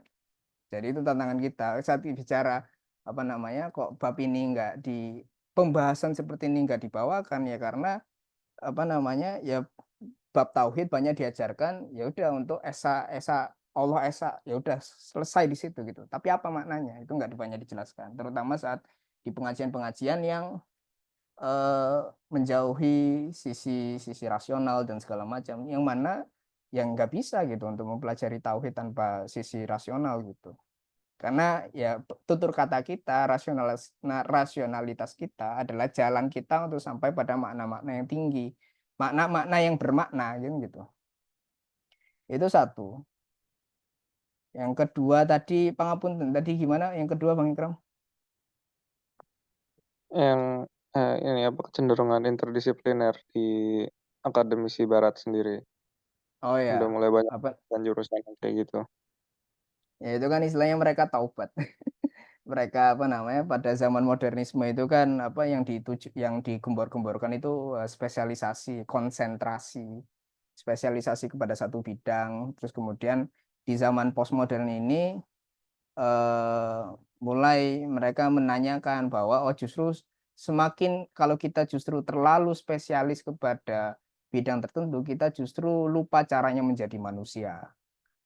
Itu kan baru dirasakan saat manusia begitu begitu cemerlang dalam mempelajari mesin dan tapi justru itu membawa kepada peperangan dunia gitu. Kan dulu janji modernisme. Janji modernisme untuk kemudian kalau engkau memisahkan agama dari sains, kalau kau melihat sains sebagai masa depan, maka engkau akan sejahtera kehidupan begitu. Tapi justru dengan arus modernisme barat itu membawa pada industrialisasi, terus kemudian penjajahan, dan kemudian ujung-ujungnya perang dunia gitu. Itu buah buah dari filsafat modern yang mengizinkan kemudian ada peperangan dunia gitu. Nah, setelah peperangan dunia terus orang Barat mulai bercermin gitu. Oh, ternyata ketergantungan kita semata kepada sains dalam arti secara sempit sains alam itu membuat kita justru lalai menjadi manusia yang utuh gitu. Jadi mereka berusaha untuk melihatnya dari berbagai sisi, tapi dalam arti relatif gitu. Akhirnya mereka pun takut untuk bilang kebenaran mutlak lagi akhirnya. Takut kalau ada kebenaran mutlak nanti perang dunia lagi gitu. Dalam bingkai mereka seperti itu. Karena ujung-ujungnya kebenaran bagi mereka berpulang kepada manusia. Kalau manusianya mutlak, ya kayak Hitler dan segala macamnya itu. Nah, tapi dalam bingkai itu kemudian bahasa-bahasa ini dibawa oleh orang Muslim yang terpengaruhi cara pikir modern itu, akhirnya ada Islam interdisipliner dan segala macamnya itu. Ya, kita perlu hati-hati, perlu jeli. Ada orang yang niatnya baik menggunakan istilah itu dengan maksud yang sifatnya umum gitu.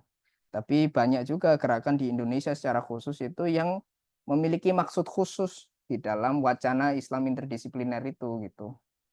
Yang maksudnya itu dia berusaha untuk mempertemukan kutip-kutip disiplin-disiplin dengan agama, tapi caranya bukan dengan cara pandang agama itu sendiri, tapi dengan cara pandang postmodernisme, cara pandang traumatik dari pengalaman Barat itu begitu. Nah, ini yang kita perlu melihat secara jeli apa namanya bacaan para penulisnya itu bahwa apa yang mereka maksud dari latar belakang seperti apa mereka datang. Biasanya kelihatan mereka biasanya kebanyakan nulisnya ada dengan latar belakang orang fikih kolot gitu terlalu dunia fikih sentris apa segala macam. Kita harus diluaskan kepada dunia kebudayaan terus kemudian dibawa lagi lebih jauh bahwa sebenarnya agama itu produk manusia. Jadi ya kita agama itu jangan sombong untuk kemudian melihat kebenarannya lebih tinggi daripada kebenaran ilmu sosial dan ilmu ini. Itu wacana itu memang benar ada di wacana interdisipliner di Indonesia juga. Gitu. Nah, tapi kita bukan bilang bahwa agama ini tidak bisa punya sisi-sisi yang berbagai dalam mendekati kehidupan. Tapi bahasa kita dan cara pandang kita ya dari tauhid ini begitu. Dan itu dalam kutip-kutip bahasa rasional sudah ditelurkan oleh Prof. Alatas gitu. Makanya ada pandangan hidup Islam.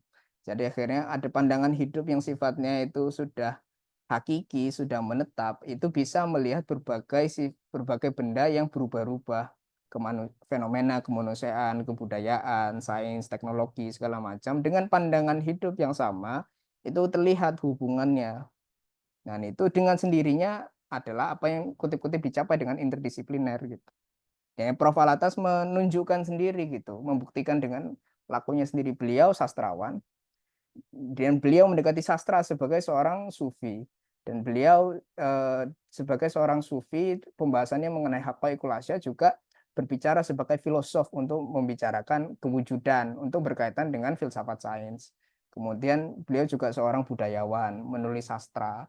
Kemudian dia karena mempelajari sastra para ulama terdahulu, beliau menggunakan metode-metode sejarah, tahqiq edit manuskrip, kemudian filologi, paleografi, dan kemudian juga beliau belajar karena pertemuan filsafat Barat dan Islam ini, karena beliau bicara di Akademia Barat, beliau perlu menjelaskan itu ke masyarakat Barat, pandangan hidup Barat. Jadi beliau yang menguasai Arab, Persia, Melayu, Yunani, Misalnya, mana ini? Aduh. Nah, ini, aduh, ya Allah masalah. Ini kelihatan nggak ini? Coba kita buka aja. Ini adalah buku Commentary on the Hujatus Siddiq of Nuruddin Raniri. Ini adalah tafsir. Ini adalah syarahan dari satu risalah pendek, jumlahnya 40 halaman, oleh Syekh Nuruddin Raniri. Ini kan ulama Aceh. Nah, itu risalah tentang kewujudan. Itu pada abad 17. Gitu. Jadi pada abad 17 itu orang Indonesia itu udah keren. Jawabannya gitu. Orang Indonesia ini udah pinter, nggak perlu diajari orang putih gitu. Caranya jadi pinter, caranya jadi maju gitu. Nah, di buku ini beliau dari 40 halaman dipanjangkan jadi 500 halaman, beliau mengkaji bagaimana menjelaskan faham kewujudan dalam khazanah ilmiah Islam itu, persamaan dan perbedaannya antara para sufi, para mutakalim, dan para filsuf Islam. Karena dalam bingkai ada perdebatan kala itu di masyarakat Aceh gitu, adanya polemik Tuhan itu sama dengan alam dan segala macam, akhirnya jadi syirik, akhirnya ibadahnya jadi buruk, akhirnya beragama enggak serius. Jadi itu dari masalah yang kutip-kutip konkret, bahasa kita konkret, bahasa masalah yang sehari-hari gitu. Itu para ulama kita sampai pada hikmah untuk membahas hal-hal yang tinggi juga gitu. Jadi yang masalah-masalah harian itu jangan dipisah dengan masalah-masalah yang tinggi. Dan di kitab ini, bicara tadi bahasa, itu beliau, karena kan kitabnya itu dalam bahasa Melayu. Hujatus Siddiq ini dalam bahasa Melayu, itu Prof. Alatas itu punya indeks khusus. Mana ini? Punya indeks khusus yang melakukan lintas terjemah bahasa-bahasa filosofis, bahasa Melayu, Arab, Persia, Latin, dan Yunani. 5 ini. Ini coba tak bacakan satu. Mana ya? Yang menarik.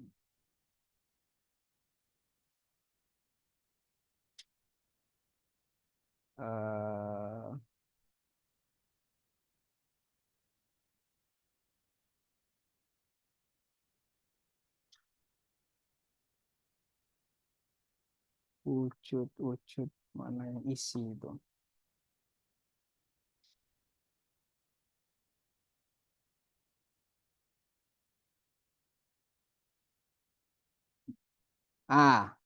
Kita kan punya kata Melayu isi kan, kata Indonesia isi, isinya gitu.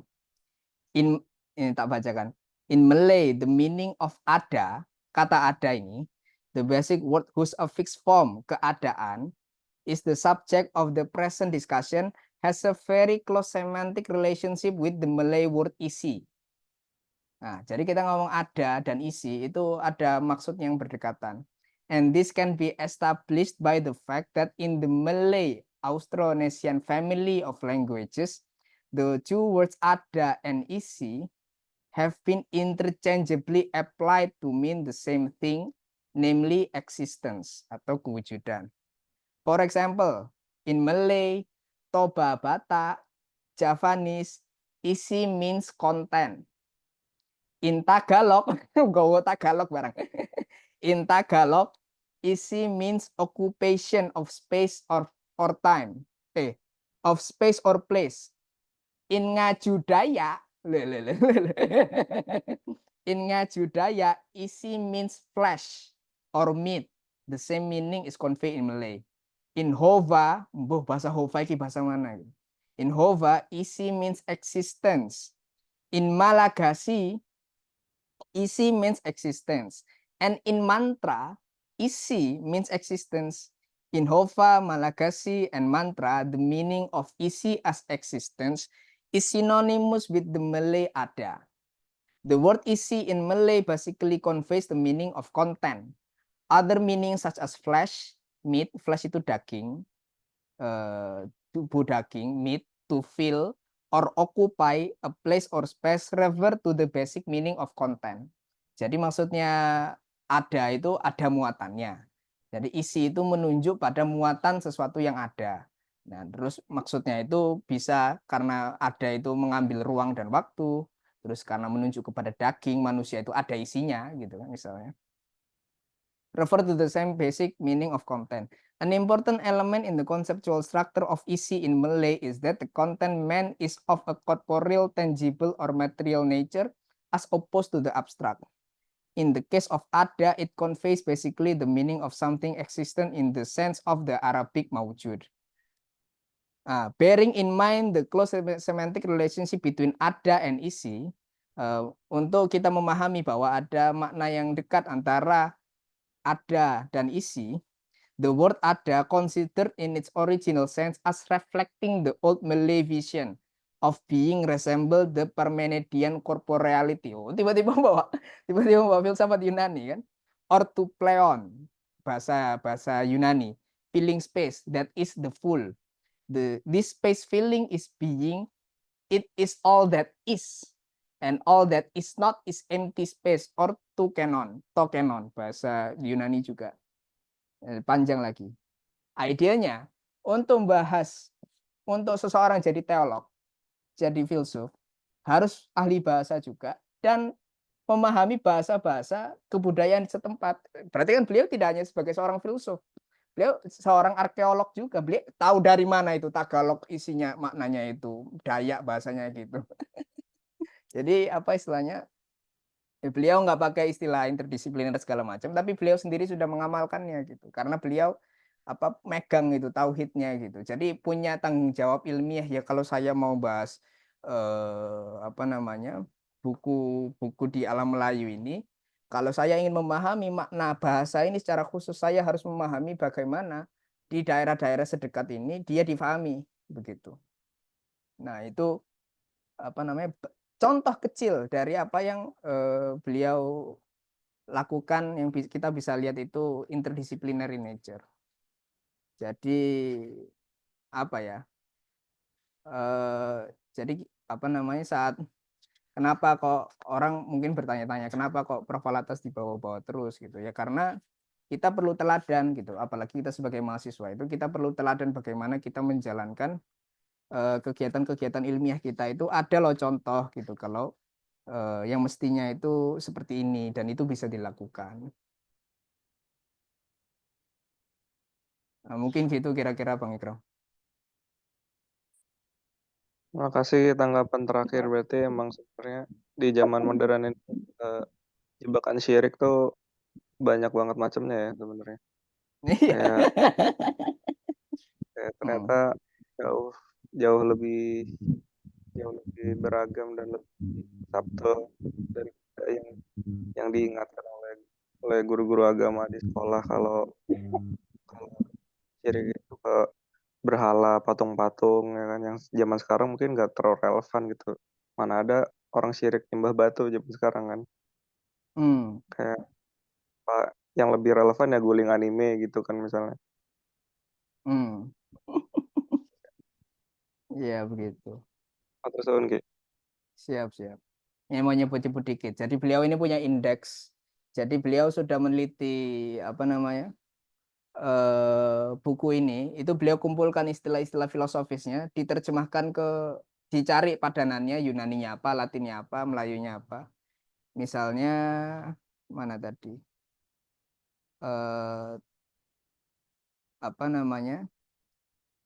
Tiada. Bahasa Melayu kan tiada. Tiada Melayu, Inggrisnya not existing, bahasa Yunaninya tomeon gitu, tomeon. Makanya kalau kita bicara bicara kewujudan dalam filsafat Yunani, ontologi. Jadi onnya itu mengenai tentang kewujudannya gitu. Jadi terus ada namanya tiada nyata. Itu bahasa Inggrisnya not manifest atau la tajalli. Terus tiada juga dalam bahasa Melayu itu bahasa Arabnya adam, not existing. Kata Melayu terbit, gitu kan? Matahari terbit terbit itu bahasa Inggrisnya to emanate, to arise. Terus apa namanya? Kata kata apa namanya? Sifat zohir. Sifat zohir itu diserap jadi Melayu, bahasa Inggrisnya the quality of the being manifest. Nah, terus itu istilahnya kan kita tahu itu sifat zohir itu kan ngambil dari Arab, tapi sudah jadi bagian dari korpus Melayu. Artinya apa? Artinya initially sebelum ada bahasa Arab, kita tidak punya kemampuan untuk mengungkapkan sesuatu itu lahir. Gitu. Sesuatu itu lahir itu kita ngambil dari bahasa Arab gitu. Kita diperkaya oleh para ulama kita untuk kemudian bertutur kata menjelaskan satu keadaan. Terus namanya rupa. Melayu itu rupa. Bahasa Arabnya itu surah, gambaran kan gitu, surah. Terus intelek atau bahasa Melayunya akal, bahasa Inggrisnya intelek, bahasa Yunaninya itu nous. Terus apa namanya? eh Apalagi ya yang menarik. Senantiasa ingat. Senantiasa ingat itu musyahadah. Senantiasa ingat itu Melayu. Bahasa Arabnya itu jadi musyahadah. Jadi saat maksudnya itu tujuan beribadah itu untuk sampai pada musyahadah Gusti Allah, itu berarti tujuan ibadah itu senantiasa dalam berzikir kepada Gusti Allah. Gitu. Itu menjadi, Melayu menjadi, itu bahasa Arabnya takawun atau becoming. Menjadikan itu originating. Mempusakai to regard something as precious. Gitu. Jadi istilahnya kan kita bingung sekarang kamus Indonesia itu dapat terjemahan arti-artinya dari mana coba gitu. Jadi yang namanya kamus itu mesti ngerujuk kepada penulisan bagaimana eh, bahasa yang tertulis itu digunakan oleh orang-orang yang berbicara dan menulis dalam bahasa itu gitu.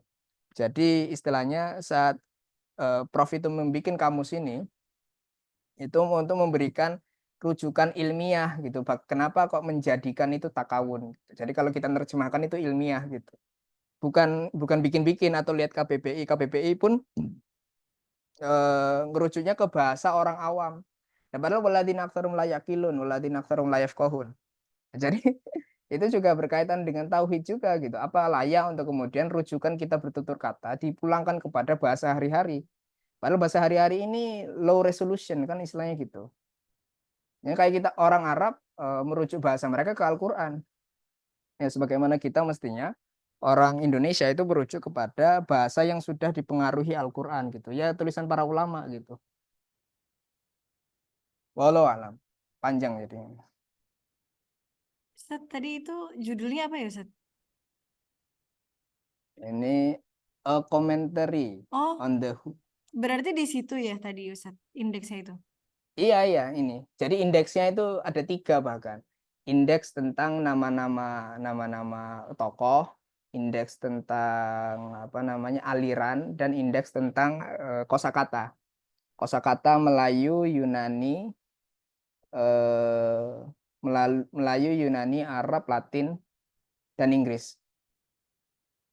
Karena beliau kan apa meneliti apa teks ulama Indonesia, ulama Melayu, ulama Aceh itu ya sama-sama harus memahami bahasa Arab, harus memahami tasawuf, dan juga karena perbandingan memahami juga filsafat Barat, tidak hanya semata filsafat Barat tapi juga dalam bahasa aslinya. Jadi Pak, ya itu yang namanya tanggung jawab ilmiah itu gitu. Jadi ya namanya ulama yang nggak mudah ya karena serius gitu. Sekarang semua orang mau jadi ulama.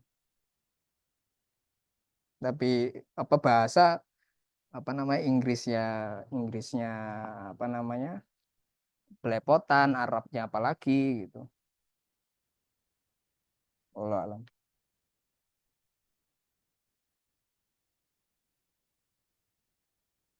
Apa ini?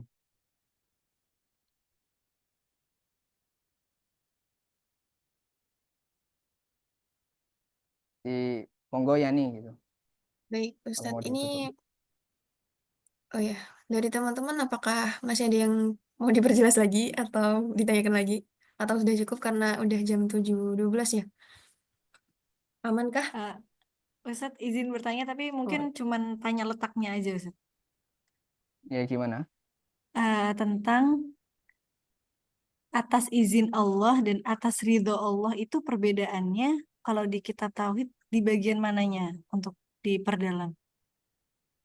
Itu apa lebih ke bahasa sih. Apa namanya? Biasanya itu penjelasan-penjelasan seperti itu biasanya di kitab apa namanya, kalau kitab, karena apa istilahnya, ada orang yang menulis kayak tadi ini, kayak misalnya Oldest apa namanya, Aqaid An-Nasafi ini, dia langsung langsung nulis aja gitu dengan bab-babnya sendiri-sendiri. Penjelasan seperti itu biasanya di buku-buku syarah kitab yang sudah ada. Jadi misalnya kayak kita semester depan akan bahas Aqidatul Awam. Aqidatul Awam kan akidah anak kecil cuma berapa bait gitu. Tapi ada banyak kitab syarahnya. Salah satunya Imam Nawawi Al-Bantani Nurul Dholam, Syarah Mandhumah Aqidatul Awam.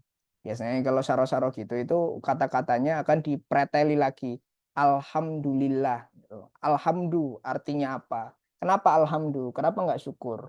Bedanya puji dan syukur itu apa? Gitu. Nah, biasanya kayak gitu-gitu. Coba cari matan yang ada kalimat yang Mbak Nisa cari, terus kalau ada, oh ini kalimat yang saya pengen cari, terus cari syarahnya itu.